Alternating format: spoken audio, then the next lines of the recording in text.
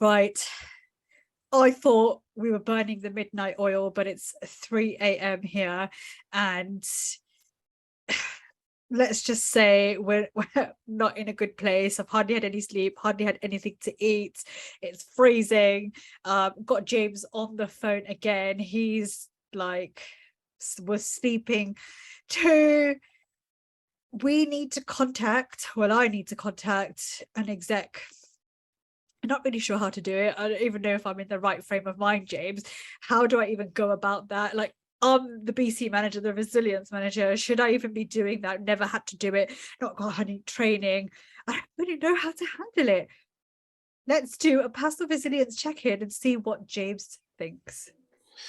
Yeah, this is a scary moment the first time you do this, Rina. So we've been working 15 hours, or maybe the incident just happened and you have to notify executives. You have those call trees, or you have your crisis comms apps for a reason. And now you have to use them. And the first time you call an executive at 3 a.m. and they're like, hello, you have to, it's scary. Yeah.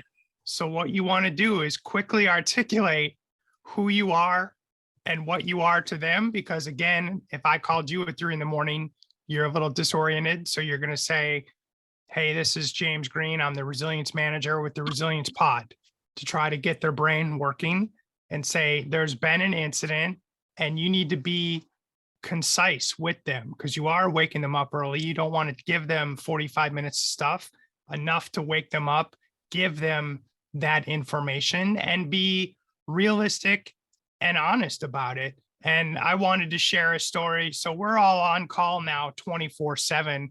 It doesn't mean we're home waiting for the phone to ring. I hope it's not. Yeah. So early on in my career, it was a Friday night. There was no incident.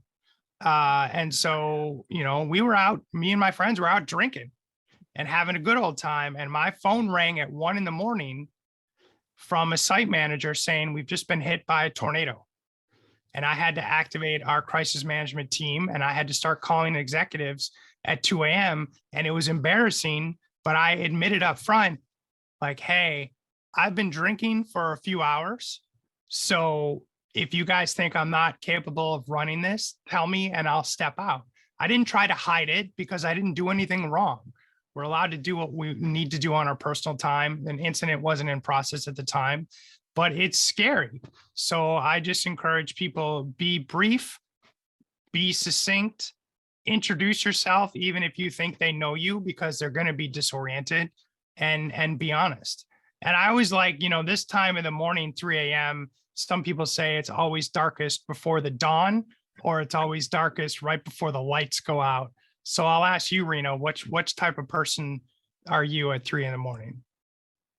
I'd like to say I'd be very optimistic and glass, half full rather than half empty type of thing. But at 3 a.m., if I've been like doing this since 9 a.m., it's 3 a.m. now, not really sure, unless I had the training, I'd feel that confident and I'd do what you've handled it the way you do, because how would I know if it was the first time? And so I think it's really important, these wise words that you said, because it gives me something to think about, that actually I need to think about how I'm going to approach this. Even though it's 3 a.m, I need to have my script ready, or at least know where to get it, because that can also help. So Yes, I think that's a good check-in, a personal resilience check-in.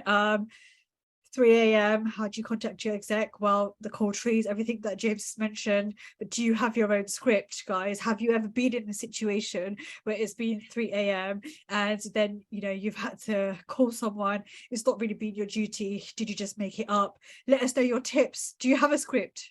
Comment down below and let us know.